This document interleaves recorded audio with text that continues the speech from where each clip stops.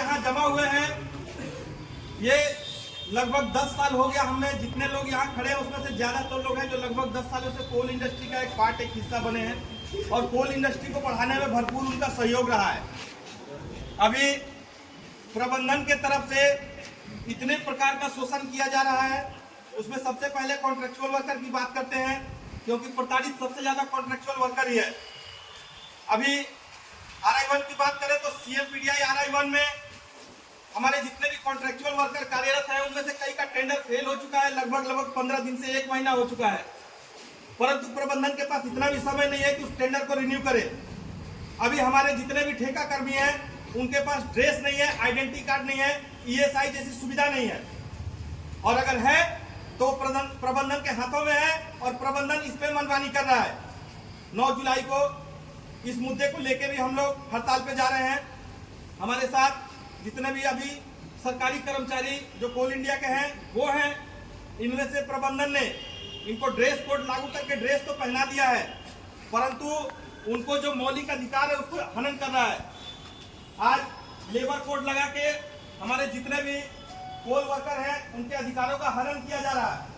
प्रबंधन ये चाहता है कि इनको 12-12, 18-18 घंटे काम कराया जाए, जिस प्रकार से पहले बंधुआ मजदूर हुआ करते थे। और हमारी उस वक्त की तत्कालीन प्रधानमंत्री इंदिरा गांधी जी ने कोल इंडिया को राष्ट्रीयकरण करके हमें जो सम्मान और अधिकार दिलाया था उसको छीनने का प्रयास किया जा रहा और फिर से पूंजीपतियों के हाथ में इसको डालने का प्रयास किया जा रहा। आज हमारे पास मूलभूत जो सुविधाएं हैं, मेडिकल जैसी सुविधाएं, हमारे पास जितनी भी छोटी छोटी समस्याएं हैं उनको न सुन के प्रबंधन इस चीज को लेबर कोड के थ्रू से और भी जितने प्रकार के मजदूर विरोधी नीति है उसको लागू करके मजदूरों के अधिकार को हनन करके और बंधुआ मजदूर बनाकर रखना चाहता है। अभी हमारे जितने भी साथी यहाँ पे समय दिए उनको मैं तहे दिल से धन्यवाद देता हूँ, क्योंकि आपको चिंता है आपकी कोल इंडस्ट्री कहाँ जा रही है, आपका CMPDI परिवार कहाँ जा रहा है और किस प्रकार से शोषित है आप लोग। कहने के लिए तो ये जैक की मीटिंग है, परंतु आज जैक का एक भी सदस्य हमारे साथ शामिल नहीं है, क्योंकि वो जानते हैं कि यहाँ पे एक ही यूनियन है जो CMPDI RI1 को बचा सकता है, चाहे वो सरकारी कर्मचारी हो चाहे ठेका कर्मचारी हो, उनके अधिकारों को दिला सकता है और दिलाया भी है। उन सब चीजों की चर्चा हम नहीं करेंगे।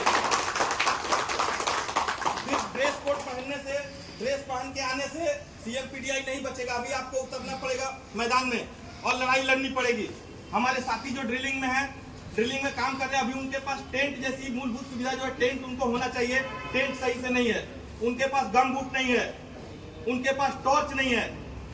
अंधेरी रात में बारिश और बरसात में वो लोग कितना प्रताड़ित होते हैं, कभी जाके उनसे पूछिए। अक्सर हम लोग कैंप का दौरा करते हैं, अमित गोस्वामी जी, प्रसन्नजीत राय, अनंत चांद, हम लोग और भी 2-4 साथी जाते हैं और उनसे पूछते हैं। साल भर में और भी लोग हैं जो उनसे जाते हैं, मिलते हैं, लेकिन लोभ एक ही होता है कि भाई हमारा पर्ची लो और हम साल भर बाद हम फिर दर्शन देंगे आपको, लेकिन साल भर उनका हालचाल पूछने कोई नहीं जाता है।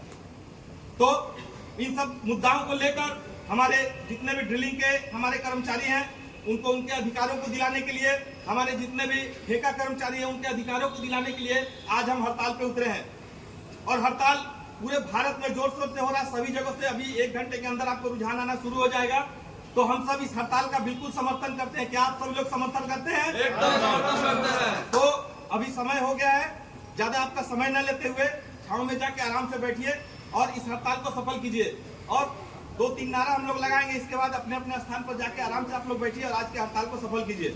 मजदूर एकता, मजदूर एकता, दुनिया के मजदूर, दुनिया